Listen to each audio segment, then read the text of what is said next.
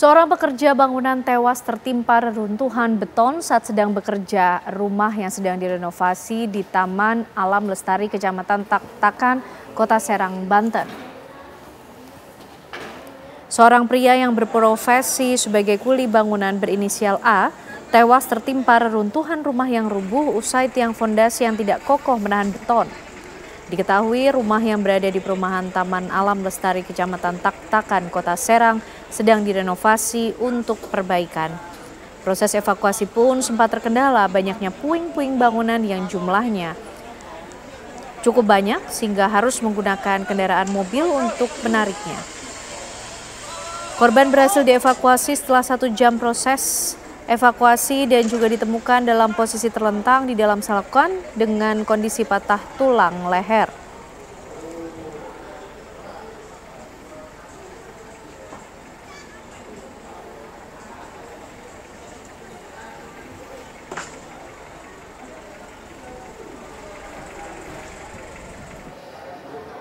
Razia parkir liar yang digelar petugas Sudin Perhubungan di depan area Stasiun Gambir, Jakarta Pusat Jumat pagi membuat pengemudi taksi kocar-kacir dan segera kabur. Seperti inilah aksi para pengemudi taksi konvensional saat mengetahui adanya patroli razia yang digelar petugas Sudin Perhubungan di depan area Stasiun Gambir, Jakarta Pusat. Mobil derek petugas berupaya menghalang laju mereka, namun gerombolan taksi konvensional ini justru nekat tancap gas untuk menghindari razia. Tak sedikit dari mereka yang melaju dalam kecepatan tinggi lantaran khawatir petugas melakukan pengejaran. Razia ini dilakukan menyusul banyaknya kendaraan berhenti di lokasi larangan parkir sehingga memicu kemacetan panjang di waktu pagi dan sore hari.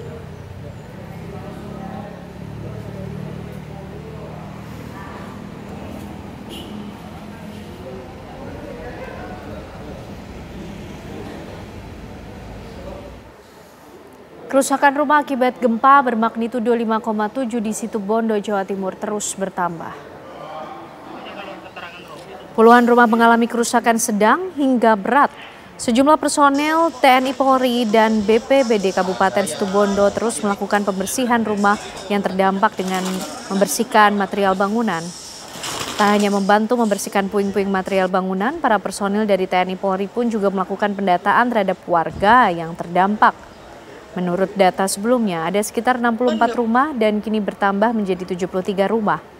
Pendataan pun masih akan terus dilakukan seiring dengan pendataan yang masih berjalan di lokasi saat ini.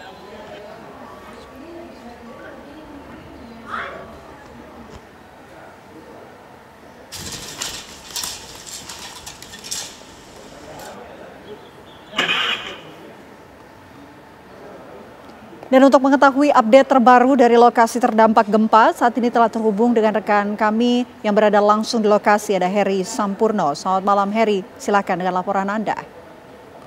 Ya, selamat malam Nana dan pemirsa. Saya berada di lokasi, tepatnya di Desa Sumberwaru, Kecamatan Banyuwangi, Situbondo. Di lokasi ini, teman-teman BMKG melakukan kegiatan deteksi terkait dengan gempa kemarin, keretakan tanah. Di depan saya ini adalah teman-teman tim BMKG dari tim survei gempa bumi BMKG Pasuruan dan Malang. Mereka sejak siang tadi berada di lokasi untuk mendeteksi keretakan tanah yang terjadi akibat gempa Kamis sore kemarin. Titik lokasi ini menjadi titik lokasi yang tepat karena lokasi yang awalnya terdeteksi ada di Kabupaten Banyuwangi ternyata lokasinya titik gempanya berada di Kabupaten Situbondo atau tepatnya tidak jauh dari Taman Nasional Baluran. Di belakang kami juga ini adalah lokasi yang terdekat juga dari lokasi longsornya atau tebing yang longsor akibat gempa kemarin. Data yang tercatat dari BMKG, per hari ini terdapat satu lagi bertambah dari gempa susulan yang awalnya 27 sekarang menjadi 26.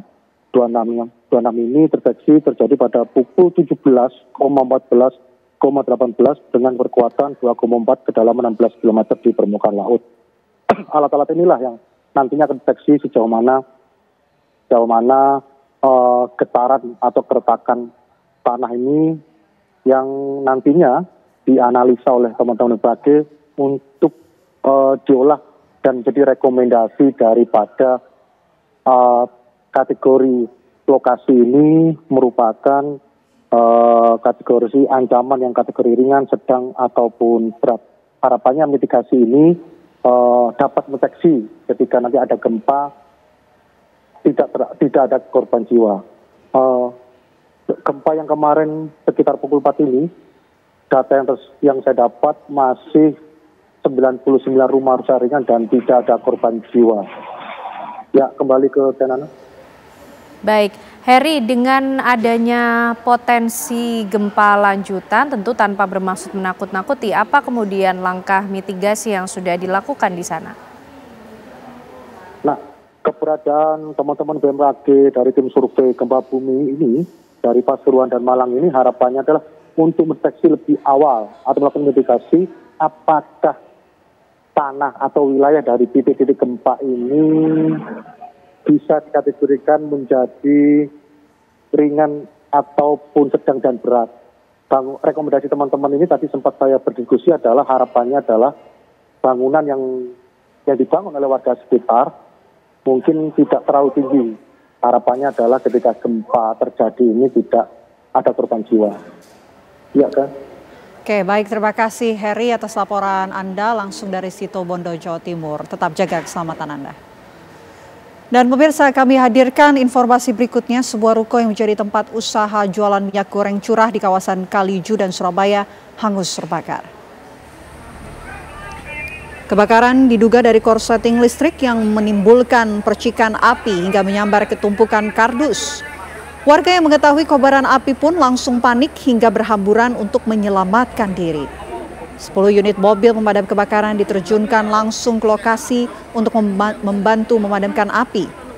Meski tidak ada korban jiwa, namun kerugian yang dialami mencapai ratusan juta rupiah. Komisi, Bapak yang pemilik atau sebelah?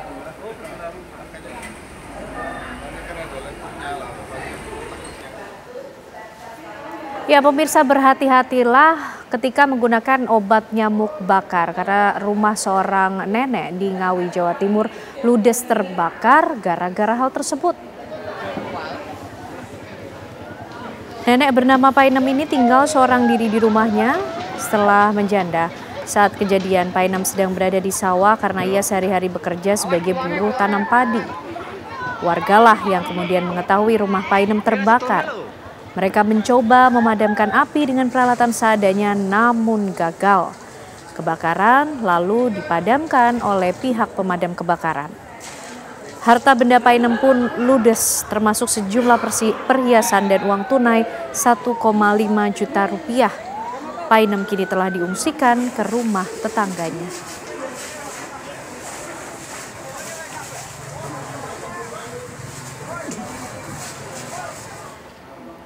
Tabrakan beruntun yang melibatkan 2 mobil dan 1 motor di Cilacap, Jawa Tengah mengakibatkan 3 orang meninggal dunia.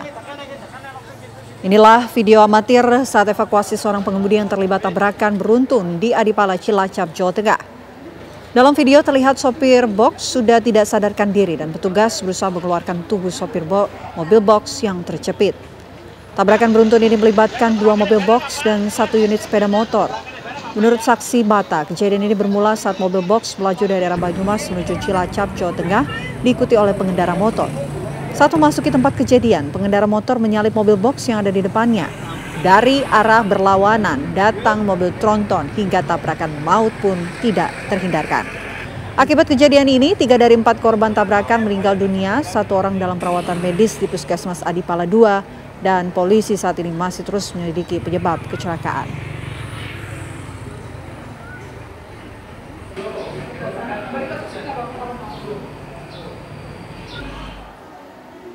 Komisi 6 DPR RI resmi mengesahkan draft RUU BUMN dan melanjutkan ke sidang paripurna DPR untuk diundangkan.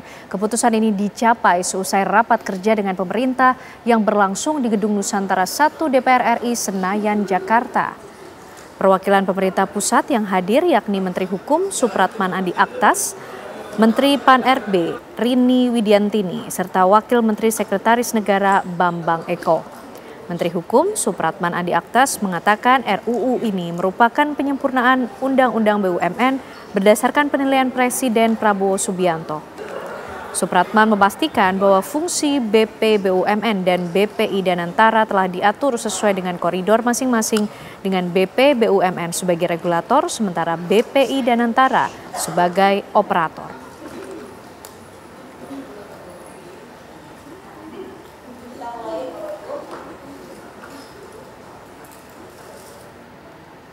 Kita beralih ke informasi lainnya, pemirsa. Usai melakukan kunjungan di Ottawa, Kanada, Presiden Prabowo Subianto tiba di Amsterdam, Belanda. Kunjungan ini menandai langkah penting dalam mempererat hubungan bilateral Indonesia-Belanda, khususnya di sektor strategis. Presiden Prabowo Subianto disambut hangat saat tiba di Bandara Udara Internasional Schiphol, Amsterdam, Belanda, Kamis waktu setempat. Kepala negara disambut oleh ADC Raja Belanda, Kementerian Luar Negeri Belanda, Duta Besar Indonesia untuk Belanda, Maier Vas, dan Atase Pertahanan KBRI Den Haag. Prosesi penyambutan resmi turut diwarnai oleh kehadiran pasukan jajaran kehormatan. Presiden Prabowo kemudian menuju hotel dengan menumpangi limosin Cadillac milik keluarga kerajaan Belanda yang khusus digunakan tamu dan kunjungan resmi kenegaraan.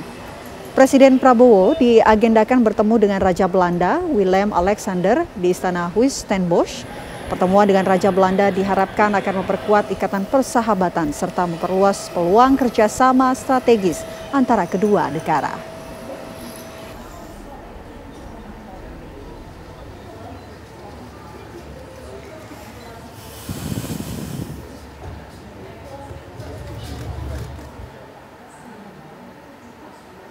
Di tengah kekhawatiran akan keracunan dan makanan tak layak konsumsi, kisah inspiratif datang dari salah satu dapur MBG di Surabaya yang konsisten membangun standar dapur yang higienis dan sehat.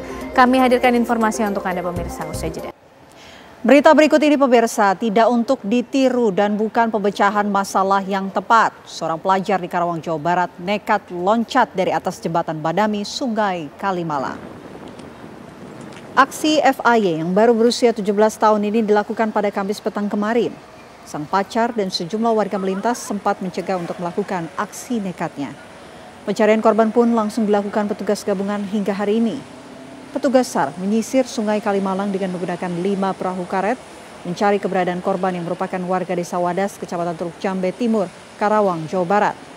Hingga saat ini pemirsa masih belum diketahui alasan korban melakukan aksi nekatnya ini.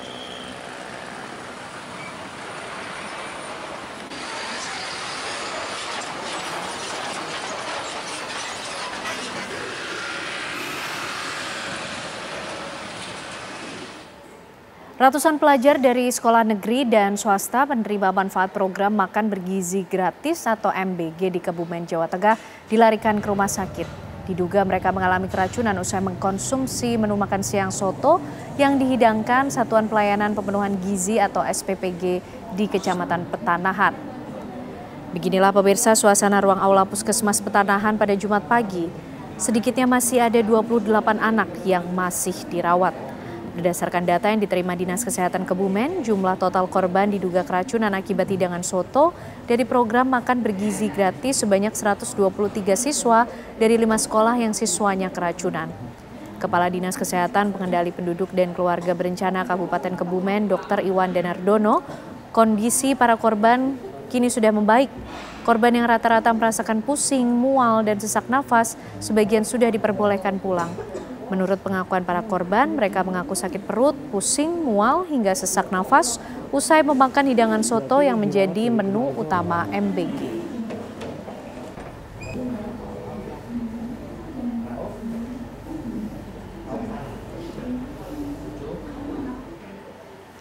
Di tengah kekhawatiran akan keracunan dan makanan tak layak konsumsi, kisah inspiratif datang dari salah satu dapur MBG di Surabaya yang konsisten membangun standar dapur yang higienis dan sehat. Namanya Dapur Nikmat Barokah, mitra utama SPPG dengan produksi mencapai hampir 4.000 porsi makanan bergizi setiap harinya. Dapur ini tidak hanya memenuhi kebutuhan pangan ribuan anak sekolah, tetapi juga menetapkan standar kebersihan dan kualitas bahan baku demi memastikan setiap hidangan yang tersaji benar-benar aman dan menyehatkan untuk para pelajar. Di dapur ini, seluruh karyawan wajib mengenakan alat pelindung diri atau APD lengkap saat bekerja. Dapur ini pun memiliki 14 tungku, melebihi standar yang ditetapkan Badan Gizi Nasional yang sebanyak 7 tungku. Fasilitas pendukung seperti AC di hampir setiap ruangan juga memastikan kenyamanan kerja tim yang pada gilirannya berdampak pada kualitas makanan. Pihak dapur pun memastikan jadwal pengiriman dengan pihak sekolah yang berada di kawasan timur Surabaya sehingga makanan selalu baru dan siap dikonsumsi para pelajar.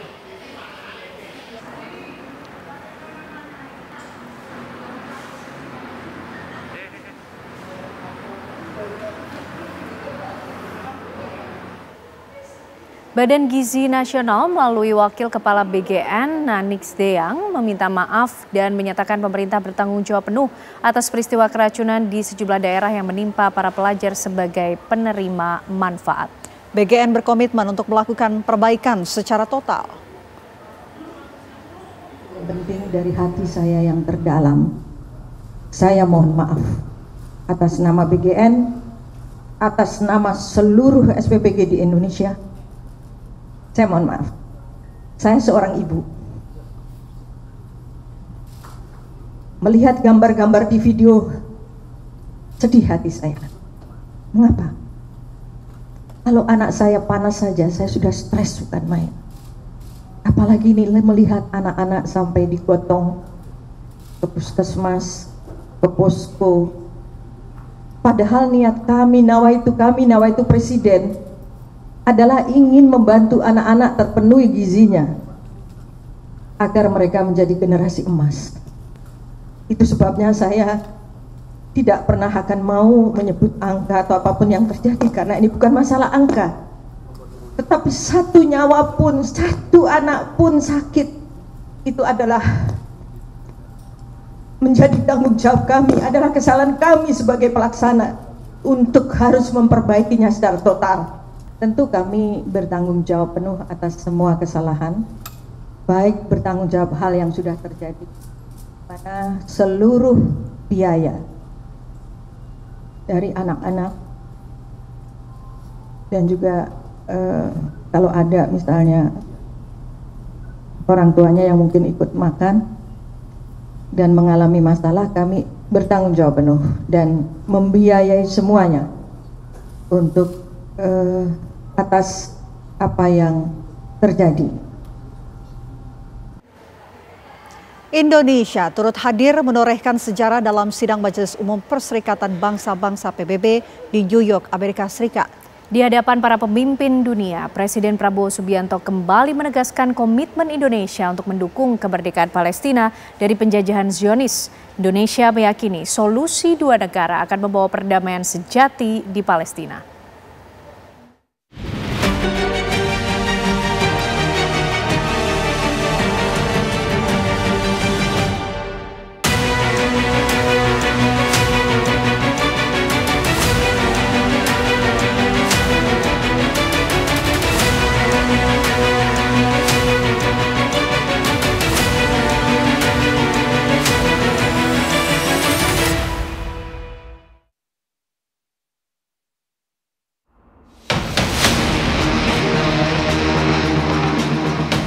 Sejarah terukir dalam sidang Majelis Umum Perserikatan Bangsa-Bangsa yang digelar di New York, Amerika Serikat.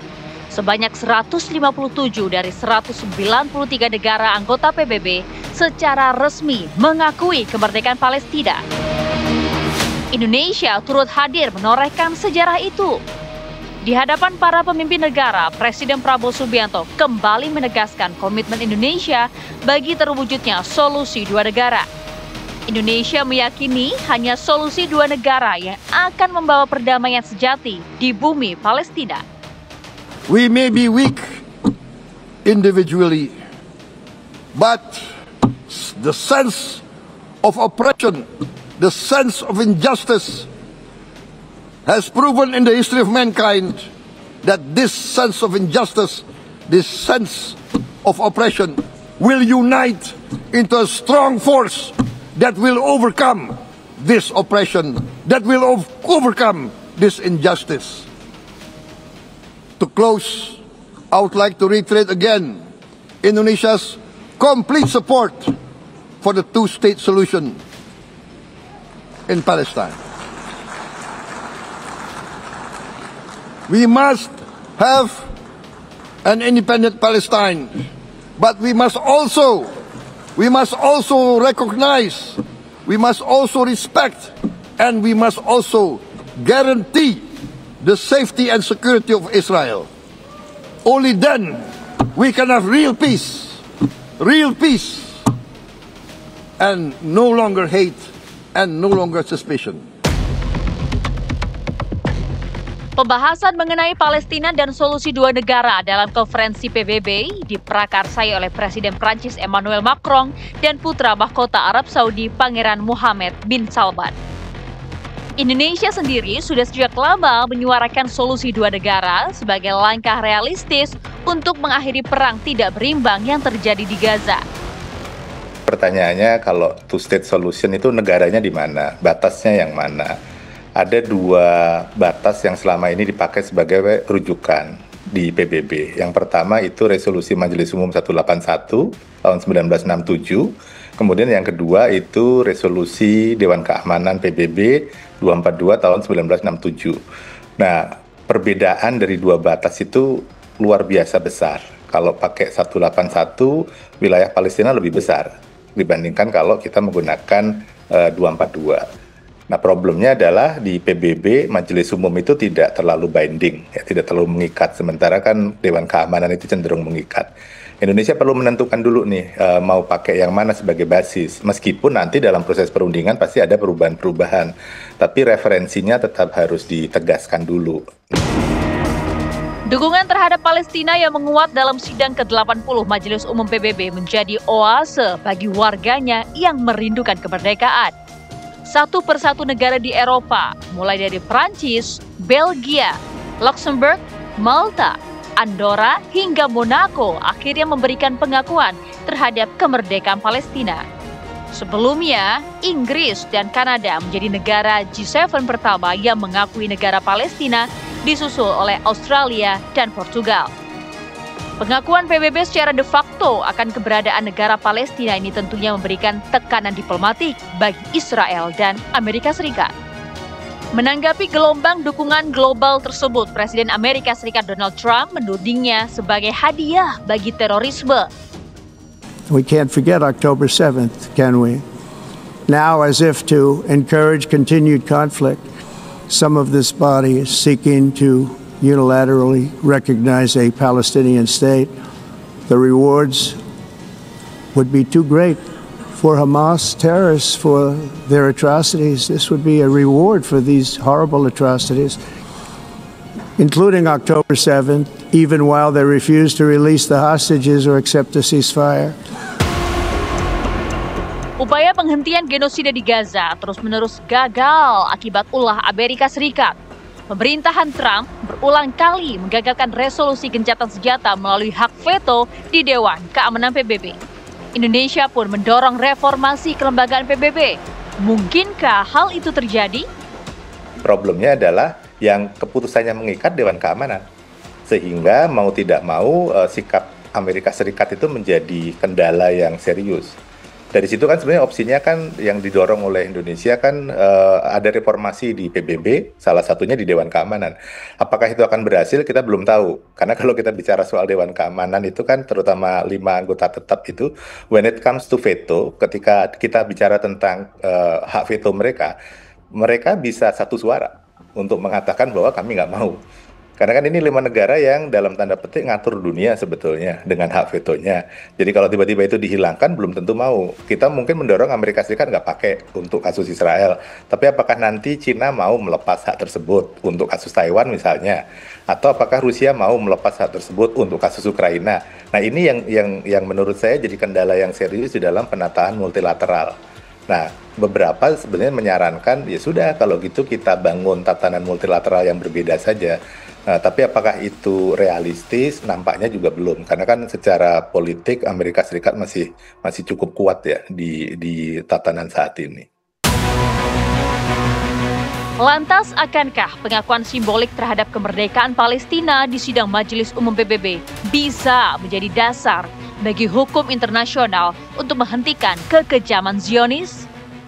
Pertanyaan yang lebih substansial menurut saya ialah what next? Apa langkah selanjutnya untuk menghentikan genosida Gaza? Tidak ada lain, tidak cukup pernyataan di atas kertas, tidak cukup pernyataan di panggung, harus diikuti tindakan nyata. Apa itu? Melakukan embargo militer dan senjata kepada Israel. Alhamdulillah nih, Spanyol, kita bayangkan ya, Spanyol itu negara Katolik, secara resmi dia menerapkan embargo full, penuh kepada Israel. Nah, apakah ini akan diikuti oleh Perancis, oleh Kanada, oleh Australia? Kita berharap mereka mengikuti jejak yang dilakukan oleh Spanyol. Yang kedua ialah membekukan perdagangan dan ekonomi dengan Israel. Komisi Eropa hari ini misalkan, itu udah mulai mengusulkan adanya sanksi kepada ekonomi Israel dan menghentikan perjanjian dagang kepada Israel. Nah, semangat yang dilakukan oleh Komisi Eropa ini juga seharusnya nanti diikuti oleh negara-negara yang ada yang dari PBB. Dan yang ketiga ialah menyeret ya para penjahat-penjahat perang yang ada di Israel itu ke pidana internasional. Pengakuan mayoritas negara anggota PBB terhadap kemerdekaan Palestina diharapkan tak sebatas peristiwa diplomasi belaka. Masyarakat dunia kini menanti langkah nyata Majelis Umum PBB untuk mengeksekusi pengakuan itu sehingga warga Palestina bisa merasakan kemerdekaan yang sudah lama mereka rindukan.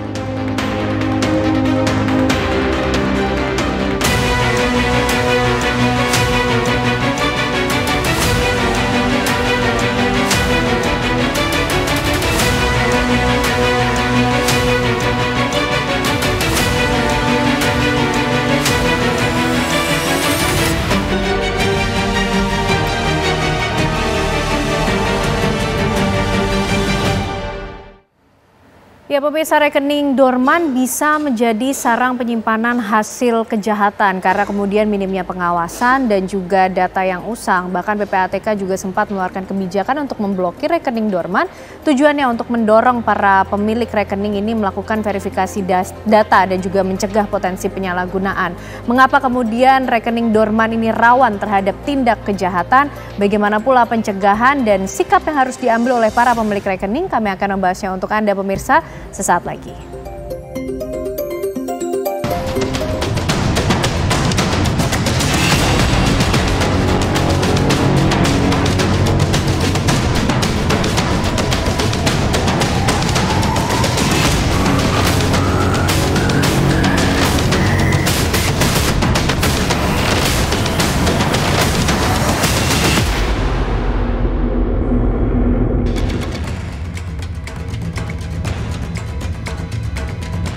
Belakangan publik dikejutkan dengan adanya istilah rekening dorman yang ternyata rekening nasabah yang sudah tidak aktif, kemudian dijadikan tempat penyimpanan pelaku-pelaku kejahatan.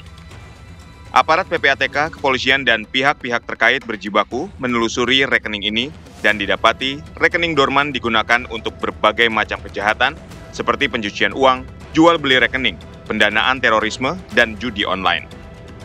Belakangan Bareskrim Polri mengungkap pembobolan rekening dorman yang digunakan oleh pelaku untuk memindahkan uang sebanyak 204 miliar rupiah hanya dalam hitungan 17 menit.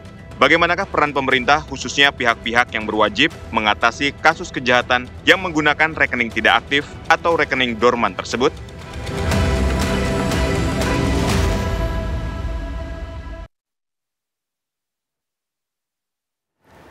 Ya, pemirsa, rekening dorman ini bisa saja kemudian menjadi sarang penyimpanan dari hasil kejahatan karena kemudian minimnya pengawasan dan juga data yang usang. Bahkan PPATK ini juga sempat mengambil kebijakan untuk melakukan pemblokiran terhadap rekening dorman. Tujuannya untuk mendorong para pemilik rekening melakukan verifikasi data, mencegah potensi adanya penyalahgunaan. Tapi pertanyaannya, mengapa kemudian rekening dorman ini rawan atas tindak kejahatan? Bagaimana pencegahan yang harus dilakukan dilakukan dan juga sikap yang harus diambil oleh para pemilik rekening.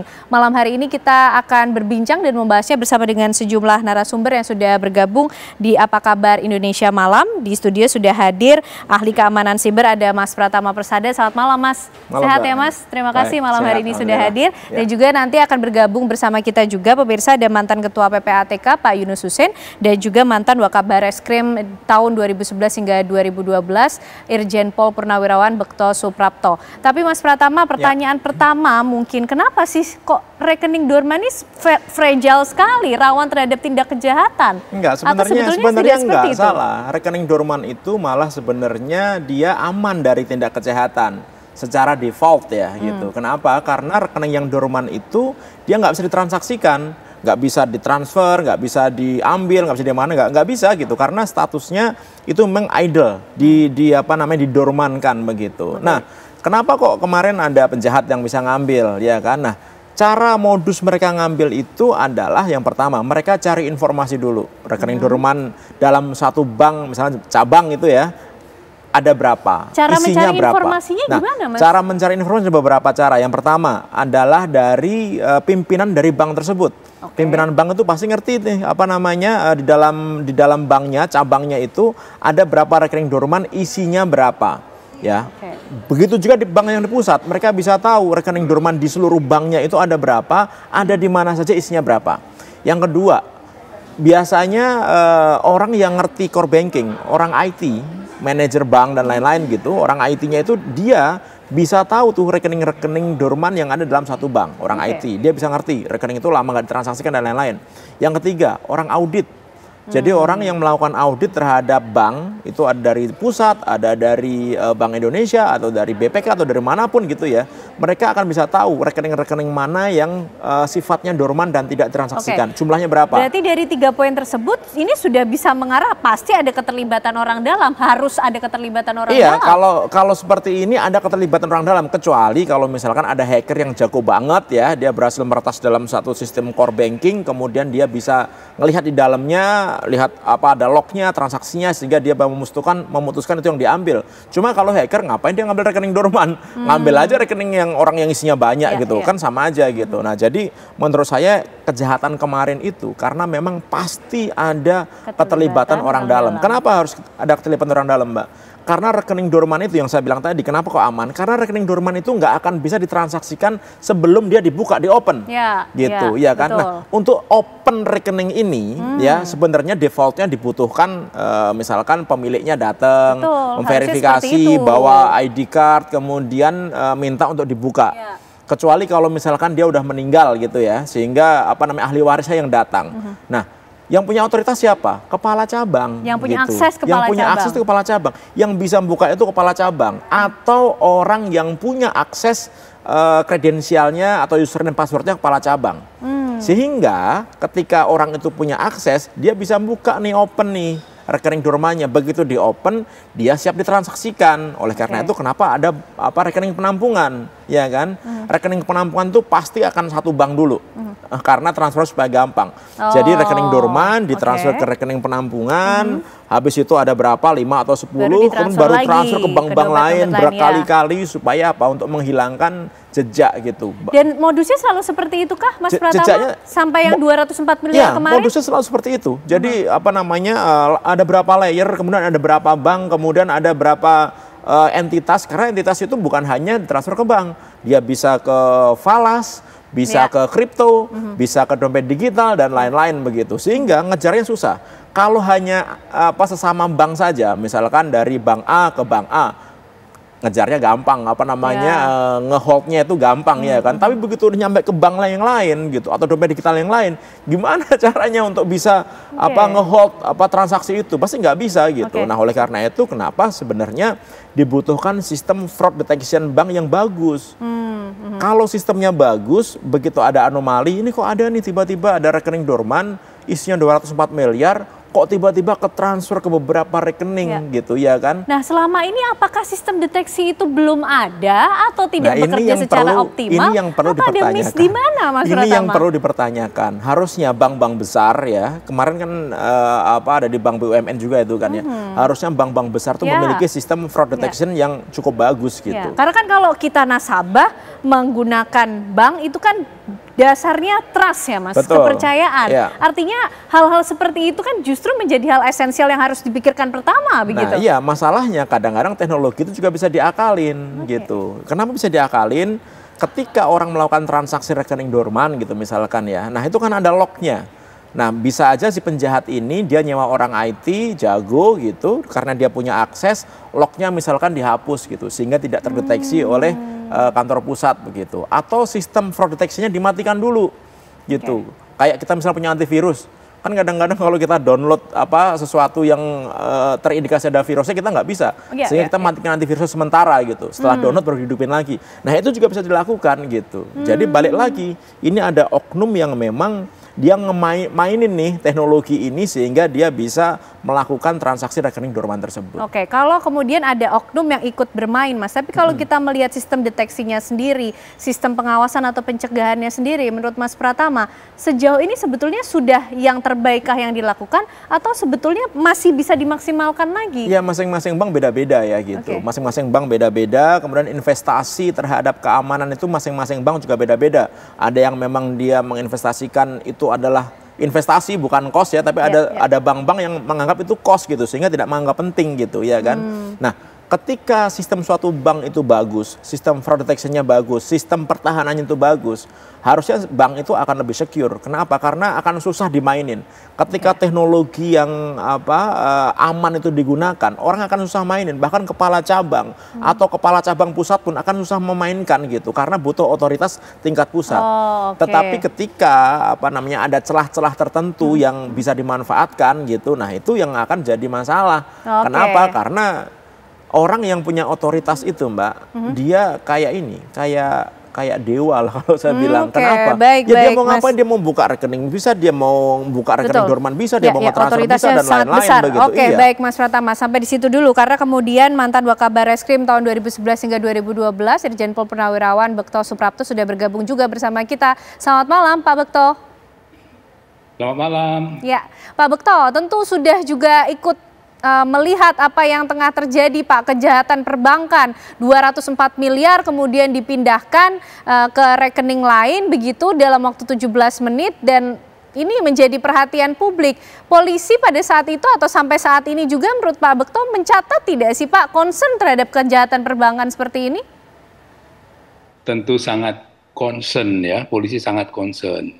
Masalahnya pembobolan rekening bank, khususnya rekening dorman, itu dapat diibaratkan sebagai undangan bagi pencuri, ya, undangan bagi pencuri yang memang dia kepingin diundang, karena keamanan finansial dimulai dari kewaspadaan yang tidak pernah tertidur. Ini bagaikan gunung es. Saya berpendapat ini pencurian rekening dorman ini kejadiannya jauh lebih banyak daripada yang kita hebohkan ini. Itu pernyataan saya yang pertama. Dan jumlahnya 204 miliar kalau berdasarkan catatan Pak Bekto juga ini belum seberapa atau sebetulnya dibaliknya jumlahnya lebih besar lagi Pak? Saya memperkirakan jumlahnya jauh lebih besar dan lebih sering. Karena ini rekening nasabah yang tertidur dan sebagainya tidak dipahami oleh orang yang kecurian. Jadi ini menjadi perhatian kita semua, bersyukur Bareskrim mengungkap ya. Tapi ingat, kejadian yang sebenarnya saya memperkirakan jauh lebih banyak, jauh lebih besar dari itu. Ya, ini masih rekening dorman, belum lagi kaitannya dengan kasus-kasus pencurian rekening dana nasabah yang baru-baru terjadi. Itu malah hitungannya itu per milimeter detik. Ya. Jadi detiknya dibagi lagi, hanya sekali klik, ya sekali klik rekening dana nasabah ini bisa hilang ratusan miliar. Ini harus menjadi kewaspadaan kita semua. Oke, Pak Bekto, ini kan kalau tadi Mas Pratama juga bilang mereka bekerja, para pelakunya ini bekerja lewat sistem. Ya, ada keterlibatan oknum di dalamnya. Nah, bagaimana juga polisi mengambil peran, Pak? Apakah kemudian juga bisa ikut melakukan pencegahan tadi ketika kita bicara soal sistem deteksi atau penanganan di akhirnya setelah peristiwa ini terjadi, Pak Bekto? Pencegahan seharusnya ada di perbankan, ada di OJK, ada di PPATK. Ya, yang membuat regulasi bank. Aturan bank itu begitu banyak sekali, ya, tapi apakah itu dapat dilaksanakan? Kita lihat ini yang terlibat. Yang terlibat itu kan begitu banyak, ya. Yang membobol ini baik, ya, unsur orang dalam, ya, orang dalamnya sendiri, ya, atau mantan orang dalam yang tahu kelengahan-kelengahan, maupun sistem deteksi monitoring dari perbankan yang harus terus diperbaiki, ya. Kemudian pengelolaan rekening dorman, ya. Orang punya rekening tenang aja karena merasa uangnya sudah ada di situ, tenang-tenang, nggak apa-apa. Ini harus berkala, harus ada kesadaran, ya, harus ada kesadaran bahwa rekeningnya itu sewaktu-waktu bisa dibobol. Mohon maaf kalau ini dilakukan tidak terjadi mengagetkan seperti ini, meskipun sekali lagi saya menyatakan, ya, ini gunung es yang sebenarnya terjadi kemungkinan lebih besar, lebih banyak, ya. Perbankan selalu mengutamakan masalah reputasi, ya. Masalah reputasi itu nomor satu, di nomor satu, ya. Itu kita memahami, ya. Meskipun, ya, verifikasi itu adalah menjadi kuncinya, ya. Kita lihat ini bagaimana pencuri pembobol ini melakukan, ya, kegiatan pencuriannya, pembobolannya itu pada hari Sabtu di luar jam kerja. Ya, ini baik, sistem yang harus bekerja. Oke, baik Pak Bekto. Ini juga sudah bergabung bersama kita nih, sudah lengkap malam hari ini karena sudah hadir juga Pak Yunus Hussein, mantan Ketua PPATK. Pak Yunus, selamat malam. Selamat malam. Sehat Pak. Terima kasih sehat. sudah hadir melengkapi perbincangan kita malam hari ini karena kemudian PPATK juga yang cukup tahu banyak nih Pak Yunus. Kalau kita bicara soal rekening dorman, saya ingat betul beberapa waktu lalu kita duduk bersama di sini juga Pak, membicarakan mengenai rekening dorman yang nampaknya ini tempat yang sangat diincar untuk terjadinya banyak tindak kejahatan, Pak Yunus. Seperti itukah? Ya, mungkin tadi dari singgung Pak Bekto. Jadi dorman itu pemilik rekening tidak begitu mengurus rekeningnya, nggak gitu sering ngecek saldo. Sehingga OJK sekarang mau keluarkan aturan kewajiban nasabah untuk mengecek gitu, ya. Dan dorman itu sebenarnya kalau aslinya jumlahnya tidak banyak sebenarnya. Biasanya kecil-kecil, apalagi kantor cabang pembantu, itu bank tidak besar, seringkali di bawah saldo minimum. Cuma karena mungkin dia tidak mengurus rekeningnya, dia nggak tahu rekeningnya dimanfaatkan, ya. Atau mungkin ada juga yang dorman yang cukup besar itu dipindahkan tanpa pengetahuan dia. Tapi masalah ini sebenarnya bisa bobol karena ada orang dalam. Itu dia, Pak Yunus. Kalau ada orang dalam, secanggih apapun sistem, sebagus apapun prosedur dan aturan, itu tidak akan berjalan. Ada musuh dalam selimut. Dia udah kasih username, kasih password. Ya udah, yang namanya katakanlah dia punya fraud detection system misalnya, ya, tidak jalan karena dia ada yang tidak normal. Ada yang menyimpang, ada anomali sehingga yang seharusnya memberikan red flag atau warning tidak jalan mekanisme itu. Dia yang harusnya mencegah, malah dia yang melakukan. Ikut terlibat. Gitu. Lalu di bank itu sebenarnya setiap transaksi yang normal, ya, dia meliputi 3 lapis transaksi. Ada si pelaku, ya, kita sebut si maker pelakunya, ada di atas atasannya yang mengecek, checkernya, ada pimpinan yang menyetujui. Biasanya tidak pernah seorang diri bertransaksi di bank itu. Minimal 4 eyes approach namanya, 2 orang minimal. Ada 1 orang. Umumnya 3 karena 3 line of defense itu 3. Nah ini kan dengan terlibatnya orang dalam lebih dari 1. Yang namanya line of defense itu udah nggak terpakai, udah jebol sistem pertahanannya. Jadi terjadilah yang diinginkan oleh mereka itu. Gitu. Oke. Ya. Nah, tapi begini Pak Yunus, rekening dorman ini kan kemudian yang oleh kemudian para pelaku ini dimanfaatkan, istilahnya seperti apa ya, diambil dananya, dibobol, dipindahkan ke rekening yang lain. Nah, bagaimana kemudian pencegahan yang bisa dilakukan? Saya juga ingin mengkonfirmasi mungkin Pak Yunus, kemarin kan PPATK sempat mengambil kebijakan memblokir rekening dorman. Nah, itu statusnya sekarang seperti apa? Tapi dijawabnya nanti ya Pak Yunus ya. Usai jeda pemirsa, kami kembali untuk Anda. Baik pemirsa, Anda masih menyaksikan Apa Kabar Indonesia Malam, dan perbincangan malam hari ini nampaknya begitu penting untuk Anda simak pemirsa, karena tentunya menjadi pembelajaran bagi kita bersama untuk menyikapi bagaimana rekening-rekening kita di bank ini gitu. Pak Yunus, ini rekening dorman beberapa waktu lalu kita sempat berbincang cukup panjang Pak mengenai hal ini, termasuk juga soal kebijakan PPATK pada saat itu melakukan pemblokiran terhadap rekening dorman. Itu statusnya sekarang seperti apa sih Pak? Apakah juga efektif untuk melakukan pencegahan terhadap tindak kejahatan seperti ini? Jadi dorman itu memang ukurannya lain-lain, ada bank yang 6 bulan, kayak BCA 6 bulan, ada ya mungkin BRI juga, ada yang 12 bulan, tapi banyak kan 12 bulan. Memang PPATK tugasnya pencegahan, pemberantasan ya. Cuman pencegahannya itu kalau dalam bahasa komputer itu dia preemptif, ofensif gitu, kayak Amerika. Amerika mencegah tapi nyerang orang gitu. Nah ini kemarin kayaknya begitu, dan penerapannya dipukul rata. Karena penerapan APU PPT itu dalam standar internasional, penerapan pengawasan bank semuanya pakai risk based approach.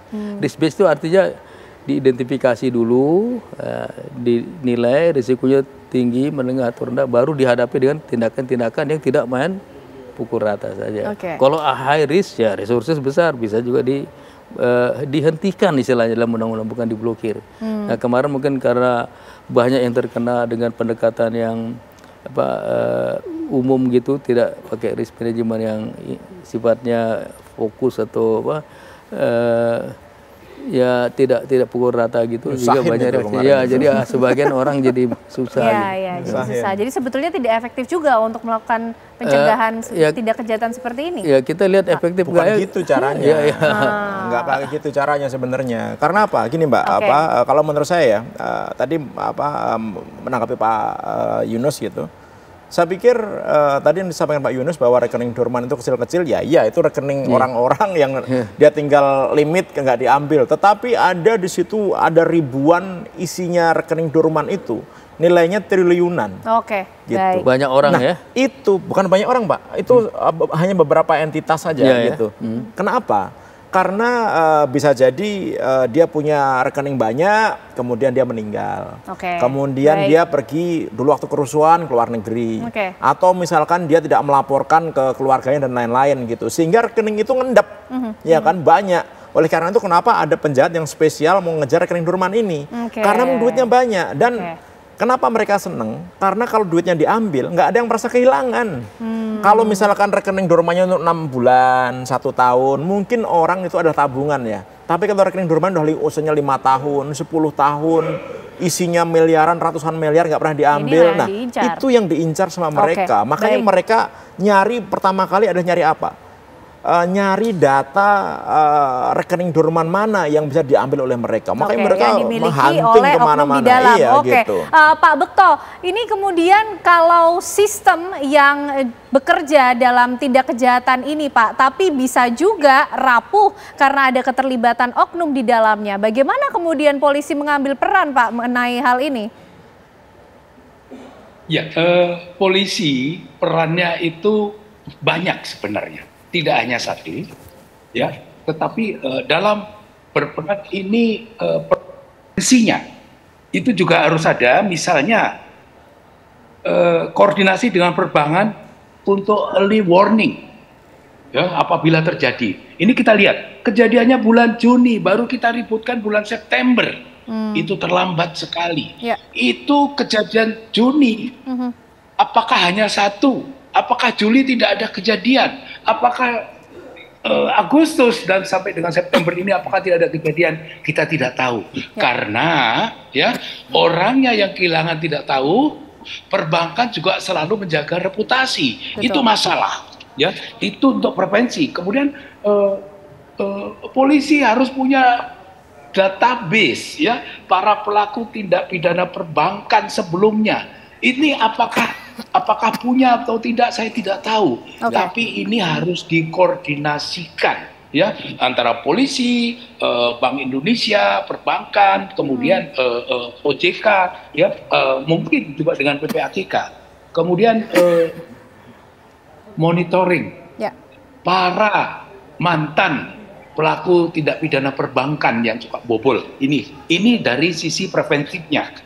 Kemudian tindakan tegas, sekarang tindakan tegas sudah dilakukan, harus cepat ya. Ini kan sudah jelas, kita berterima kasih Barreskrim sudah mengungkap katanya uangnya dapat diselamatkan dan sebagainya, kita syukuri itu ya, asetnya dapat dikembalikan dan sebagainya. Tapi ini harus dipublikasi. Ini TV One sudah sangat bagus. Ini bagian menolong dari publikasi supaya yang punya rekening dorman itu ya sadar ya bahwa punya rekening dorman itu ibarat bangun rumah pintunya tidak ada atau ada pintu tapi tidak dikunci. Itu tentu perlu kerjasama lintas sektoral untuk penegak hukum ini. Baik Pak Bekto, tapi polisi punya tidak sih Pak data mengenai rekening dorman mana yang isinya miliaran rupiah seperti yang disampaikan tadi oleh Mas Pratama? Karena ini nampaknya menjadi sasaran empuk dari para pelaku tindak kejahatan perbankan, Pak Bekto. Saya tidak tahu, tapi saya pikir tidak mungkin. Karena itu rahasia perbankan, yang tahu hanya bank. Yang tahu ini hanya bank, dorman. Kalau PPATK nanti membantu kalau ada yang tidak wajar, tiba-tiba rekening meledak menjadi besar, tiba-tiba aliran begitu kuat dan sebagainya. Tapi polisi tidak punya, perlu kerjasama, ya, perlu kerjasama untuk membahas sesuatu kaitannya yang mencurigakan. Itu pendapat saya. Oke, baik. Pak Yunus, ini hanya bank yang punya data mengenai berapa uang di dalam rekening dorman atas nama A, B, atau C. Lalu kerjasama seperti apa yang perlu diupayakan, Pak? Kita lihat uangnya sampai diekspos 204 miliar, Pak Yunus. Jadi memang yang namanya keadaan keuangan nasabah ya, penyimpan dana dan simpanan hanya bank yang tahu gitu. Kalau PPATK tahu karena dalam rangka tugasnya, bank melaporkan transaksi keuangan, atau PPATK meminta atau mengaudit baru dia tahu. PPATK sendiri secara online tidak punya akses langsung, itu tidak ada. Ya, dia dari laporan ataupun kalau dia audit ataupun dia meminta gitu. Dan uangnya kan cukup besar dan ditunjukkan kepada publik. Saya bertanya-tanya, kalau yang disita itu rekening ya, atau diblokir atau disita rekening, harusnya duitnya di rekening didiamkan. Karena boleh ini kan ditarik, kalau dari catatan yang 204 miliar ini disalurkan ke dompet-dompet digital begitu ya Pak ya? Juga money changer, dompet digital, masuk rekening lain, seharusnya tetap di rekening. Kenapa kok barang buktinya yang muncul duit? Seharusnya yang disita itu rekening sebenarnya, harusnya. Biar kelihatan. Karena ada aturannya ya Pak Yunus ya, ada aturannya undang-undang, kalau pakai TPPU, Undang-Undang 8/2010 di pasal 71, mungkin ayat 7-nya itu bilang tidak boleh uangnya dia, rekening yang disita bukan uang di sini.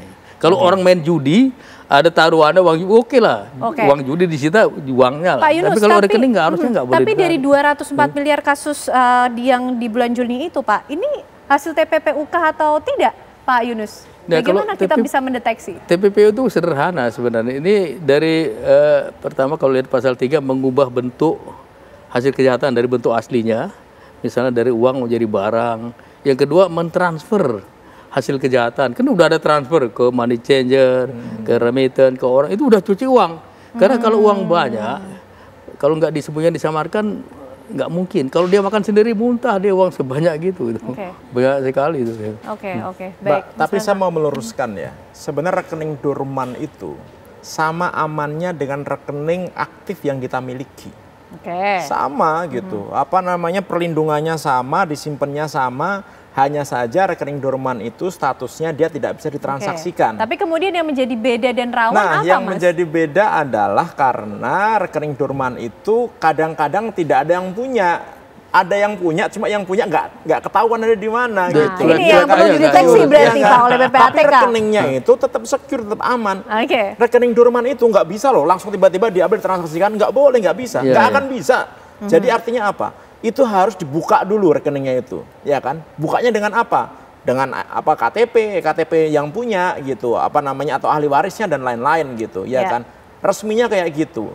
Tetapi ada orang yang bisa buka itu, siapa? Orang yang punya otoritas. Siapa punya otoritas? Kepala cabang, kepala bank pusat, kemudian ada manajer atau orang IT yang ngerti core banking dan lain-lain. Mereka bisa buka itu gitu. Sehingga apa? Diakalin lah ini tanpa prosedur yang resmi, statusnya itu dibuka. Nah, ketika statusnya dibuka, teller pun bisa ngetransferin. Makanya si penjahat itu dia nyewa orang IT supaya apa? Mereka minta username, password, ID-nya si teller ini untuk di remote dari jarak jauh. Apakah bisa tiba-tiba dia pakai komputernya kemudian langsung ngambil di bank? Nggak akan bisa, karena komputer di bank itu dia dilindungi dengan akses lokal. Sehingga apa? Diberikanlah akses VPN. Kayak gini-gini nih. Jadi seolah-olah si orang IT yang si penjahat itu dia mengendalikan komputer internal di dalam bank tersebut sehingga bisa ditransfer. Sebelum ada otoritas, nggak akan bisa diapa-apain itu. Harus ada otoritas untuk membuka rekening dorman yang sebetulnya sama amannya dan berlapis. Nah, tapi begini Pak Bekto, tadi Mas Pratama juga menyampaikan ada juga rekening dorman yang tidak jelas siapa pemiliknya, begitu kan? Nah, Pak Bekto, nah bagaimana polisi bisa mendeteksi apakah kemudian rekening dorman ini berpotensi menjadi tempat tindak pidana pencucian uang atau tidak? Polisi tidak akan tahu yang namanya rekening dorman kecuali pemiliknya dan bank. Polisi nggak akan bisa, ya, karena ada rahasia bank dan sebagainya. Kalau polisi sampai tahu ada rekening dorman, itu diberitahu oleh yang punya rekening atau ada dibocorkan oleh internal bank. Dan itu rasanya tidak mungkin. Undang-undang kita itu sangat ketat. Tapi ya sekali lagi, ini masalah rekening dorman ini menjadi tanggung jawab bersama. Ya, menjadi tanggung jawab bersama. Kalau ketahuan ini dibobol dan sebagainya, itu baru polisi masuk. Ya, memproses tindak pidananya.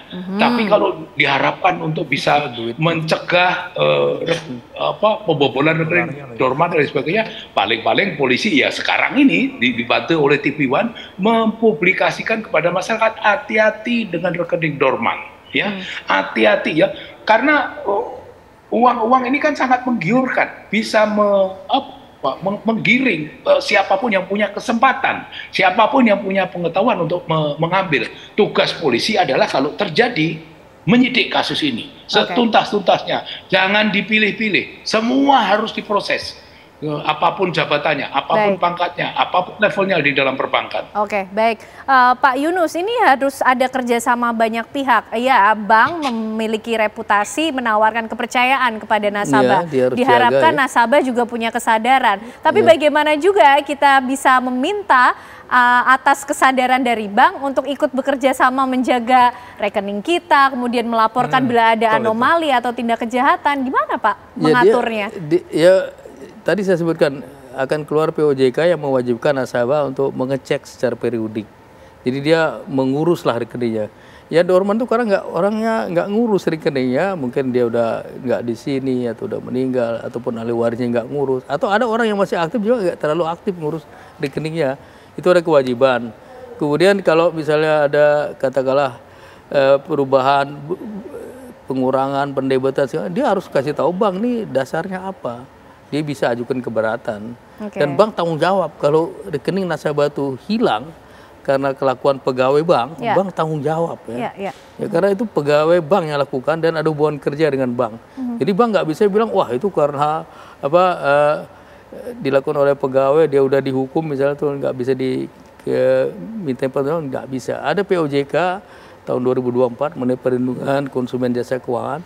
Kalau di KUH Perdata ada di pasal 1367 ayat 3 itu tanggung jawab namanya tanggung jawab pengganti vicarious liability. Majikan, korporasi, bank tanggung jawab atas perbuatan pegawainya yang menimbulkan kerugian bagi bagi nasabahnya, bagi masyarakat. Dia bank tanggung jawab. Tapi ini adalah kebijakan yang berpotensi nyusahin masyarakat juga nih. Oke, tapi nanti dibahasnya lebih lengkap Mas Pratama. Ditahan dulu Mas Pratama, Pak Yunus, Pak Bekto. Sesaat lagi pemirsa kami masih akan kembali hadir untuk Anda.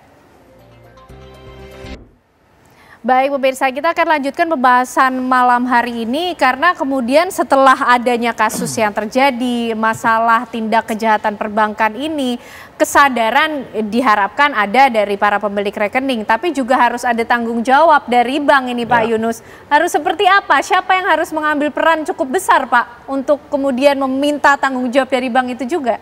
Jadi bank ada kewajiban memang ya dalam customer due diligence atau dulu dikenal know your customer ya. Selain dia harus identifikasi, dia nilai, dihadapi, juga dia ada kewajiban untuk memantau transaksi dan rekening dari nasabah. Oke. Nah nanti kalau itu menyimpang dari profil ya, atau menyimpang dari pola transaksi kebiasaan, bisa melahirkan suspicious transaction. Itu bank yang harus memonitor rekening dan transaksi. Tapi jangan 100% bank yang dikenai kewajiban ini. Ada banyak juga nasabah diminta untuk mengecek lah. Jangan terlalu cuek sama rekeningnya, ngecek oh saldonya misalnya sekali sebulan masih ada nggak gitu. Nah ini membantu untuk mengawasi penyimpangan terjadi terhadap rekening itu. Memang dua-duanya harus tanggung jawab kalau menurut saya, biar lebih aman. Nah nanti rencananya sudah ada draft dari OJK yang meminta nasabah juga diminta mengecek, membantu mengecek rekeningnya itu. Selain bank ada kewajiban tadi memantau transaksi, memantau rekening. Dan itu udah salah satu bagian dari customer due diligence. Kalau ada yang suspicious, ada yang menyimpang dari profil, dia harus laporkan ke PPATK. Oke, baik. Mas Pratama. Ya kalau menurut saya paling bertanggung jawab banknya lah. Enak amat dia, ya kan ada duit banyak di banknya, kemudian menguntungkan bank gitu. Tetapi masyarakat yang nanti diminta untuk ngecek gitunya. Ya kalau masyarakat rekening itu memang dormannya gara-gara memang untuk tabungan dan lain-lain mungkin bisa lah. Tetapi gimana kalau misalkan rekening dorman itu isinya ada miliaran, triliunan gitu, tapi orangnya ternyata emang nggak ketahuan di mana, ya kan? Ada yang udah meninggal, ada yang sudah kabur ke luar negeri ketika ada kerusuhan di Indonesia, ada yang nggak jelas kemana gitu. Tanggung jawab bank menurut saya mencari nih siapa sebenarnya pemilik rekening tersebut, ya kan? Kejar sampai ke ujung. Dia punya anak nggak, punya cucu nggak, punya saudara nggak, punya adik nggak, punya kakak nggak gitu, ya kan? Kalau sampai tidak ketemu benar, ya jangan didiemin, balikin ke negara. Apa namanya Pak? Balai Harta Peninggalan Negara. Kasih ke negara supaya bisa dimanfaatkan gitu. Karena kalau masih tetap di bank, ya akhirnya ada penjahat-penjahat seperti itu yang dia ngerti ada duit banyak, nggak ada yang punya, kerjasama dengan orang bank, akhirnya diambil duit itu. Dan ketika diambil, nggak ada yang protes. Coba lihat ini, 204 miliar, ada nggak yang protes? Nggak ada yang protes. Kenapa? Karena itu duit antah berantah yang punya udah nggak jelas gitu, sehingga ketika diambil nggak ada yang komplain gitu. Karena kita tidak bisa mengharapkan pada fraud detection system itu tadi. Itulah makanya kenapa bank itu juga harus bertanggung jawab penuh terhadap keamanan yang ada di banknya. Fraud detection system yang bagus itu harusnya bisa melihat anomali ketika misalkan ada rekening yang dorman bertahun-tahun tiba-tiba itu aktif, ya kan, tanpa ada aktivasinya. Kan pasti kalau aktivasi itu ada attachmentnya, pakai KTP-nya siapa, yang aktif siapa gitu. Tanpa ada itu tiba-tiba aktif dan tiba-tiba ditransfer semuanya, ya kan? Itu bank harusnya ngerti. Makanya nih harusnya nih banknya nih ikut dipanggil di sini nih biar dia bisa jelasin. Karena nggak mungkin bank nggak ngerti gitu. Kalau bank tetap bisa menjalankan itu, berarti banknya ini bermasalah gitu, ya kan? Sehingga nggak boleh rekening-rekening apapun itu, baik dorman ataupun aktif itu diperlakukan secara sembarangan gitu. Dan bank sangat bertanggung jawab untuk hal itu. Oke, baik Pak Bekto, menurut pandangan Pak Bekto apa Pak yang kemudian bisa didorong pelajaran juga bagi para pemilik rekening atau nasabah, tapi juga bank ikut harus bertanggung jawab Pak Bekto. Bagaimana juga polisi ikut mendorong mengenai hal ini? Saya sangat setuju dengan pendapat Pak Pratama ya. Itu bank juga harus bertanggung jawab. Ini aturan tentang bank ini yang paling jelimet yang saya ketahui. Yang paling lengkap ya. Masalahnya adalah pengetahuan orang untuk membobol itu juga meningkat terus. kaitannya dengan regulasi itu harus dibandingkan terus. Regulasi di Indonesia dibandingkan dengan regulasi perbankan di negara-negara maju. Itu seperti apa? Kenapa kejadian, sekali lagi kejadian pada bulan Juni baru ribut, sekarang baru bulan September. Kalau seandainya aturan regulasi mengenai pembobolan bank ini sudah bagus, sudah memadai, harusnya cepat diketahui. Itu yang pertama.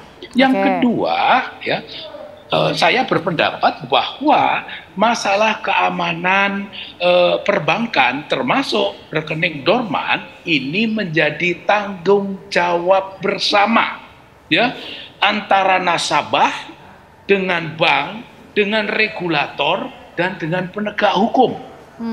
Kombinasi, ya, diperlukan ya kombinasi kewaspadaan antara nasabah yang memiliki rekening dorman itu, kemudian penguatan sistem internal bank dan regulasi yang ketat oleh regulator, dan yang sekarang sedang dilakukan penegakan hukum yang tegas adalah kunci mencegah kejadian ini tidak terulang. Jadi ini tanggung jawab kita bersama, semua hati-hati, jangan ada terjadi lagi, ya, jangan menunda-nunda, jangan disembunyi-sembunyikan, karena ini untuk kepentingan kita semua. Ini harus dicegah, jangan sampai ke depan terjadi lagi. Itu pendapat saya. Baik, ini tanggung jawab kita bersama, harus ada kesadaran dari masing-masing pihak tentunya, karena nasabah sudah memberikan kepercayaan, reputasi juga yang ditawarkan oleh bank. Tanggung jawab Bang. Harus diaudit semuanya. Baik, terima kasih untuk perbincangan malam hari ini. Bapak-bapak semuanya sehat selalu. Mas Pratama, Pak Yunus, Pak Bekto juga terima kasih malam hari ini sudah bergabung. Sehat terus Bapak. Ya, usai jeda pemirsa, apa kabar Indonesia Malam tentu masih akan kembali hadir menemani Anda dengan perbincangan lainnya. Sesaat lagi. Ya, jadwal keberangkatan juga sudah dirilis oleh PSSI. Begitupun daftar pemain untuk putaran keempat kualifikasi Piala Dunia 2026 zona Asia. Pertanyaannya pemirsa, seberapa besar peluang skuad Garuda untuk bisa lolos dalam putaran keempat? Kita akan bahas bersama dengan sejumlah narasumber. Saya akan perkenalkan untuk Anda. Di sebelah kanan saya sudah hadir ada Bung Opan Lamara, pengamat sepak bola. Selamat malam Bung Opan. Selamat malam Fen, apa kabar? Sehat, Alhamdulillah. Selain Bung Opan, ini biar makin meriah, kita juga hadirkan ada Bung Akmal Marhali, pengamat sepak bola. Selamat malam, Bu Akmal. Selamat malam, Fen. Salam sepak bola. Salam sepak bola. Oke. Karena beliau yang membicarakan salam sepak bola, kita buka dulu, Bung Akmal. Bung Akmal, ini kalau kita lihat PSSI sudah merilis 28 daftar pemain yang akan bermain dalam putaran keempat kualifikasi Piala Dunia. Kalau Anda melihat, ini nama-namanya cukup mengejutkan. Ada nama populer yang tidak masuk dalam daftar pemain. Bagaimana menurut Anda? Ya, ini menarik ya, karena setiap pelatih punya filosofi tersendiri. Yang menarik dari pilihan Kluivert, ada beberapa pemain yang biasanya langganan Coach Sintayong tidak dibawa oleh Patrick Kluivert, sementara yang diabaikan Sintayong sekarang dibawa oleh Kluivert. Sebagai contoh misalnya Mark Klok, kemudian juga Stefano Lillipali, akhirnya kembali bersama tim nasional. Yang langganan tidak dipanggil Pratama Arhan, Asnawi Mangku Alam. Kemudian ya termasuk Marcelino, salah satu bintang yang mengantarkan kita menang untuk pertama kalinya melawan Arab Saudi dengan 2 golnya di Stadion Utama Gelora Bung Karno Senayan Jakarta. Yang mengejutkan juga Mads Hilgers, pemain nasional kita dengan harga termahal tidak disertakan. Entah ada masalah teknis atau masalah non teknis, tapi saya sedikit mengindikasikan kelihatannya ada masalah non teknis gitu kan, yang kemudian membuat Mads Hilgers tidak dipanggil, sama halnya Elkan Bagot juga sudah tidak dilirik oleh tim nasional Indonesia. Jadi 28 pemain yang dipilih saat ini termasuk Andrian Wibowo kan, yang kemarin debut bersama timnas melawan Lebanon tidak disertakan karena mungkin tidak termasuk dalam, kalau dulu kan SNS, Standar Nasional Sintayong, sekarang NSK, Standar Nasional Kluivert. Jadi Kluivert punya standar tersendiri yang berbeda dengan Sintayong, yang menurut saya ya mereka masing-masing pelatih kan punya style of play atau gaya bermain, filosofi bermain masing-masing. Jadi kita hormati pilihan yang sudah diambil karena ini hak prerogatif seorang pelatih punya kriteria sendiri. Tinggal kita berharap apakah kemudian hasilnya bisa sesuai dengan ekspektasi kita semua karena harapan kita bisa lolos ke Piala Dunia dan tadinya saya termasuk orang yang menyayangkan tidak dipanggilnya Marcelino gitu. Karena menurut saya bagaimanapun dia adalah kartu as kita. Setidaknya kalau dibawa yang nakutin Arab lah sedikit ya. Ada Marcelino yang cetak 2 gol yang mencetak sejarah secara psikologis. Tapi pilihan itu juga harus kita hormati karena mungkin Kluivert berpegang teguh kepada filosofinya hanya memanggil pemain yang memiliki jam terbang di klubnya. Kebetulan di Trensin klub barunya juga Marcelino belum main. Di Oxford juga tidak banyak menit bermain. Bahkan di Dens waktu dia bermain di Belgia juga tidak banyak menit bermain. Mungkin standar fisiknya termasuk diantaranya adalah psikologi memahami atmosfer kompetisinya, kondisinya sedang menurun sehingga tidak dipanggil. Tapi publik pasti akan mengatakan gini, ini bakal seperti buah simalakama gitu kan. Tidak dipanggil kemudian gagal pasti akan menjadi masalah, akan jadi perbincangan.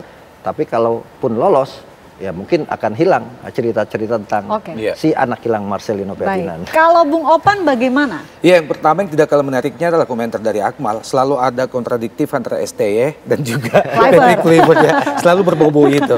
Nah, kalau menurut saya begini, bahwa Patrick Kluivert tentu memilih sebuah tim yang dibatasi oleh beberapa hal. Yang pertama adalah pembatasan dari jumlah pemain yang harus dia bawa ke Arab kali ini dibatasi maksimal 28. Akhirnya hanya 28 pemain kan, itu yang pertama.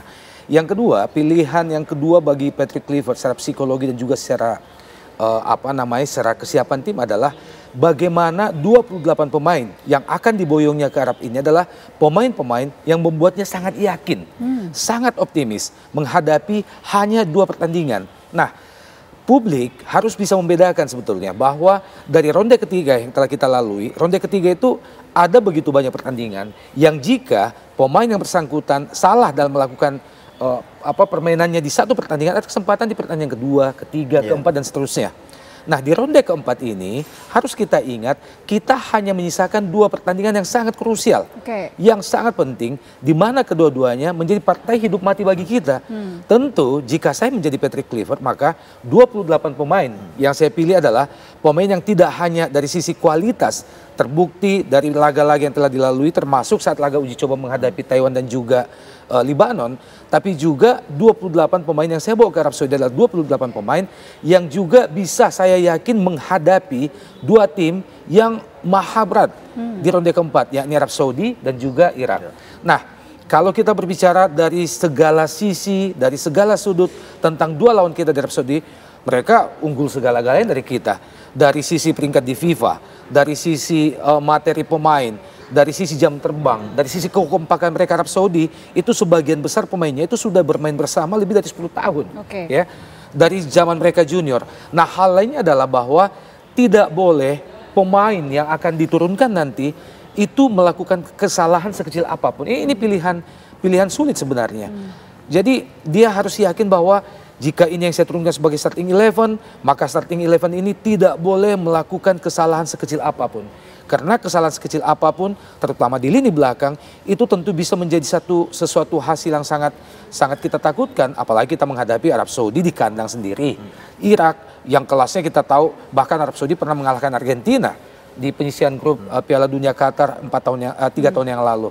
Nah, faktor-faktor inilah yang tentu menjadi pertimbangan dari seorang Patrick Kluivert, psikologis, kesiapan pemain, lawan yang akan dihadapi, itu dan faktor-faktor pertimbangannya. Faktor-faktor pertimbangan utama yang akan. Kalau tadi Bung Akmal sudah menyinggung soal Marcelino Ferdinand, absennya Marcelino, kemudian ada Mes Hilger, Saul Pratama Arhan. Kalau Bung Opan lihat seperti apa? Itu termasuk mungkin agak berat bagi kita, terutama publik sepak bola Indonesia, terutama masih ada dikotomi nih antara diaspora, pemain lokal, di mana harus kita akui bahwa dari sedikit pemain asli lokal yang menjadi pilihan sejak Sinteyong hingga Patrick Kluivert, Marcelino adalah bintangnya bintang. Nah, ini mungkin secara psikologis publik masih sulit untuk diterima. Tapi kita harus memberi kesempatan kepada Patrick Kluivert untuk mengambil keputusan yang sulit ini demi untuk menghadapi 2 laga yang tidak ringan itu. Sekali lagi kalau kita berangkat dari uji coba terakhir kemarin menghadapi Libanon, maka harus kita akui bahwa selain pemain debutan seperti Adrian Wibowo yang memang jauh di bawah performa sebenarnya, Marcelino juga salah satu pemain yang sebetulnya tidak terlihat. Marcelino yang seperti beberapa bulan yang lalu. Nah, bisa jadi ini karena memang jam terbangnya di klub yang sangat minim. Nah, itu juga menjadi pertimbangan bagi Patrick Kluivert. PK selalu mengatakan sejak awal dia masuk ke Timnas Indonesia di bulan Januari yang lalu, bahwa salah satu yang menjadi pertimbangan utama saya dalam memilih tim adalah jam terbang mereka bermain bersama klub masing-masing. Jika itu maksimal, itu menjadi salah satu opsi. Tapi jika itu minim, itu menjadi opsi yang lain untuk saya tidak menggunakan tenaga mereka. Bung Akmal, kalau kita lihat dari 28 daftar pemain yang sudah dirilis PSSI, ini ada pemain-pemain naturalisasi. Kalau Anda lihat performanya nanti akan seperti apa? Ya, kalau kita lihat kan yang tampil sangat luar biasa di 2 uji coba adalah debutan Emiliano Jonathan, ya kan, gaya bermainnya, kemudian eksplosivitasnya, termasuk adalah pergerakan-pergerakannya ini sangat luar biasa. Diharapkan dia bisa kemudian dari sisi kanan untuk membongkar pertahanan Arab Saudi dan Irak nantinya. 2 pertandingan cukup mengesankan, penampilannya juga sangat eksplosif dan diharapkan ini salah satu pemain kunci nanti ketika berhadapan dengan Arab Saudi dan juga Irak. Tapi saya belum melihat Mauro Zylstra yang tampil sebagai seorang striker gitu kan. Ketika melawan Lebanon dikasih kesempatan, tapi banyak beberapa peluang yang diberikan oleh Emiliano Jonathan tidak bisa dimaksimalkan. Saya juga belum melihat penampilan yang konsisten misalnya dari Eliano Reinders gitu kan. Karena posisinya masih tumpang tindih apakah dia sebagai bek kanan atau sebagai gelandang serang. Tapi ini mungkin yang menyebabkan Marcelino tersisi, hadirnya Emiliano Jonathan, kemudian juga hadirnya Dan James yang juga sangat eksplosif penampilannya, bahkan bisa besar kemungkinan juga kembali Mark Klok dan juga ya hadirnya kembali Egy Maulana Fikri yang sebagai pemain lebih senior dibandingkan Marcelino Ferdinand. Plus tentunya kita harus lihat pemain Persib ini paling banyak masuk tim nasional saat ini kan. Ada Beckham Putra, kemudian ada Mark Klok, ada Stefano Lillipali, plus Tom Hay, ya kan. Ada 4 pemain dikirim oleh Persib dan kita berharap bahwa kebersamaan mereka di Persib dengan 4 pemain plus juga Dewa United kan juga ada Stefano Lillipali, Ricky Kambuaya, kemudian Egy Maulana Fikri. Bisa memberikan kontribusi maksimal buat tim nasional. Tapi sekali lagi ini juga menjadi pertaruhan buat Patrick Kluivert menurut saya, karena publik ini masih belum bisa move on dari Coach Sintayong gitu. Sehingga kemudian tekanan dia sangat besar. Orang tidak melihat bahwa ini adalah pertandingan lawan yang sangat berat. Tapi lawan yang dihadapi ini kan level dunia. Arab Saudi langganan Piala Dunia. Irak bahkan bicara ranking mereka 56, 57. Kita 119 kan. Jauh sekali. Jadi menurut saya peluang kita sangat berat di pertandingan ini, tapi ada satu hal yang bisa diambil oleh Patrick Kluivert. Kita berharap kita menjadi tim kejutan karena setiap Piala Dunia pasti ada yang bikin kejutan. Oke, itu harapan kita. Bung Opa nanti bisa ditanggapi nanti. Sekaligus kita ingin membahas lebih detail soal peta kekuatan Indonesia ataupun Indonesia dan juga Arab Saudi yang akan bertarung pada tanggal 9 Oktober mendatang. Kami akan bahas untuk Anda usai jeda pemirsa. Tetaplah bersama kami. Kita lanjutkan diskusi kita pemirsa, saya mau ke Bung Opan. Bung Opan, kalau kita lihat analisa peta kekuatan antara Indonesia versus Arab Saudi, Anda melihatnya seperti apa? Kalau dari, tadi sempat kita ulas bahwa dari sisi peringkat FIFA, dari pengalaman bagaimana melewati Piala Dunia ini, kemudian dari materi pemain, kemudian bermain di kandang sendiri, maka dari seluruh itu kita kalah dari Arab Saudi. Tapi satu hal yang penting yang harus kita ingat bahwa psikologi kita nggak kalah. Artinya bayangan bahwa tim ini akan kalah sebelum bertanding di Arab Saudi itu insya Allah akan jauh. Karena faktanya head to head di ronde ketiga kemarin kita lebih unggul dari Arab Saudi. Main di kandang mereka kita menahan imbang mereka. Main di GBK di penghujung 2024 kita menggilas mereka. Nah, modal ini menjadi sangat penting bagi timnas kali ini untuk berangkat ke Arab Saudi. Jadi sekali lagi, secara mental, secara psikologis, insya Allah kita nggak kalah sebelum bertanding. Tinggal dari sisi-sisi non teknis, misalnya mereka sebagai tuan rumah, belum apa-apa kita udah mendengar kabar mereka akan menggunakan FIFA akan mendelegasikan wasit dari Kuwait, Abdullah Jumail. Iya, untuk memimpin pertandingan. Ini kan agak tidak fair ya, dan kita melawan itu. Karena kalau misalnya FIFA memang ingin menyelenggarakan secara netral, selain ini sudah bermain di kandang Arab Saudi, itu sudah menjadi keuntungan buat Arab Saudi. Ya wasitnya ambillah dari netral, Australia misalnya, atau dari Jepang atau dari Asia Timur lainnya, atau bahkan dari Eropa, kalau mau netral. Nah, hal-hal begini yang harus kita perhatikan. Tapi dari sisi kesiapan Patrick Kluivert dan juga timnya, dengan dilandasi oleh dua head to head yang sangat mendukung Indonesia di ronde ketiga kemarin, maka saya yakin sekali lagi insya Allah tanggal 8 waktu Arab atau tanggal 9 di hari di sini Indonesia bisa memberikan perlawanan yang kita harapkan. Apalagi dengan materi pemain yang dibawa saat ini, kalau kita kembali berbicara tentang materi pemain Akmal dan juga Vena, saya yakin bahwa 28 ini adalah pemain susunan pemain terbaik. Sehingga segenap anak bangsa jangan lagi ada kontroversi, jangan lagi ada dikotomi. Beri dukungan full ya. Kita segenap anak bangsa loh memberikan dukungan penuh agar Patrick Kluivert, PSSI, Ketua Umum dan timnya itu bisa berkonsentrasi penuh untuk mempersiapkan tim ini semata untuk bisa menghadirkan kejutan bagi dunia sepak bola dan juga bagi Indonesia. Siapa tahu kita tiba-tiba bisa mengalahkan Arab Saudi di pertandingan pertama. Peluang untuk menjadi juara grup sangat terbuka. Kemudian kita lolos ke Piala Dunia secara langsung. Siapa yang tidak bangga dengan itu, Vena, Akmal? Jadi menurut saya, jika Anda masih anak Indonesia, masih bangsa Indonesia, udah kesampingkan dulu pro dan kontra, kesampingkan dulu bahwa oh ini tidak ada si Marcelino, tidak ada si ini, tidak ada si itu, kenapa harus ini? Udahlah, 28 ini adalah yang terbaik menurut pelatih yang ada saat ini dan kita dukung penuh, minimal dukung dengan doa. Oke, dukung penuh. Bung Akmal, tapi kalau kita lihat, kita kan akan bermain di kandang lawan di Jeddah, Arab Saudi. Iklim juga berpengaruh dan ini menjadi sebuah hal yang menguntungkan nggak sih untuk skuad Garuda? Ya, kebetulan kita akan main di Oktober, kalau tidak salah cuaca di Arab Saudi sudah masuk musim dingin. Ya. Kelembabannya hampir tidak lebih berat dari kemarin kita main di Surabaya lah. Ini mungkin akan bisa menguntungkan kita di saat banyak pemain kita, pemain diaspora kita yang main di Eropa. Gitu. Yang kedua, saya mengatakan bahwa seperti menambahkan apa yang katakan Bung Ropan, Piala Dunia ini sebenarnya sudah dibeli oleh Arab Saudi. Sponsornya Aramco gitu kan untuk kualifikasi. Milik Arab Saudi juga. Artinya sebagai tuan rumah mereka diuntungkan, mereka main melawan Indonesia, habis itu mereka istirahat, mereka tunggu Irak di partai terakhir. Sementara kita hanya punya waktu jeda 2 hari untuk untuk merecovery kekuatan kita pasca melawan Arab Saudi. Ditambah kita sih berharap faktor non teknis ini bisa kemudian diantisipasi oleh Menpora dan juga Ketua Umum PSSI kita gitu kan. Jumail Abdullah Jumail yang menjadi wasit dari Kuwait gitu kan. Karena memang beda negara tapi kultur mereka sama. Setidaknya di lapangan mereka bisa ngomong pakai bahasa Arab gitu kan. Nah, itu kan bisa menjadi salah satu hal yang melemahkan Indonesia dalam hal ini. Tapi saya meyakini bahwa situasi Arab Saudi, Irak dan Indonesia secara statistik misalnya kita memang inferior. Kita sama Arab Saudi 14 pertemuan sekali menang di GBK, 2 kali imbang, sisanya selalu kalah. Lawan Irak dari 9 pertemuan kita sekali imbang, 8 kali kalah. Artinya mereka sangat kuat di atas kita. Peringkat mereka 58, 59. Kita kan jauh sekali peringkat 119. Artinya secara peringkat kita kalah, tapi secara materi pemain kita tidak kalah. Bahkan dari komposisi pelatih, 3 pelatih yang akan bertanding di Arab Saudi nanti sama-sama pelatih baru. Gitu. Nah, ini yang menarik. Kluivert menggantikan Sintayong, kemudian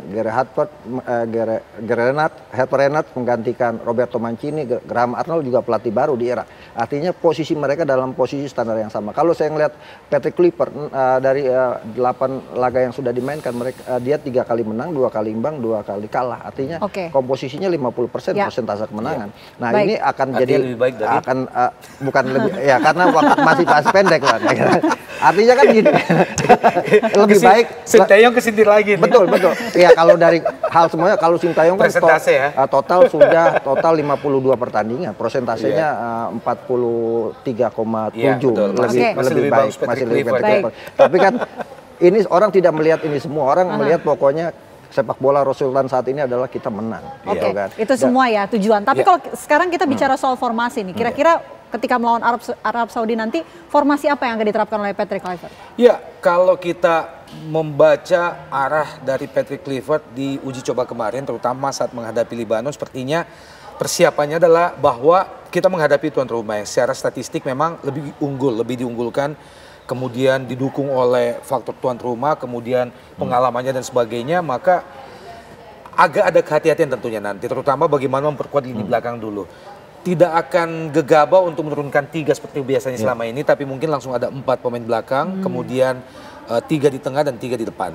Sehingga lini pertahanan kita akan jauh lebih solid saat kita ditekan.